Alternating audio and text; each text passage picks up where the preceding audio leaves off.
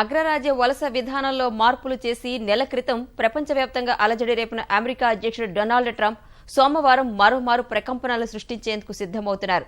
7 ముస్లిం దేశాల పౌరులు శరణార్థుల రాకను నిషేధించడంపై న్యాయస్థానంలో గట్టి ఎదురుదెబ్బ తగిలిన నేపథ్యంలో ట్రంప్ సరికొత్త కార్యనిర్వాహక ఆదేశాలు జారీ చేయనున్నారు.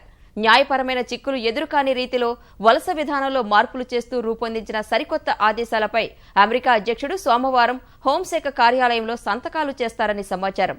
ఈ మేరకు వెల్లడించిన అమెరికా ప్రసార మాధ్యమాలు కొత్త ఆదేశాల్లో ఎలాంటి చర్యలు ప్రతిపాదించారన్న అంశంపై స్పష్టత ఇవ్వలేదు.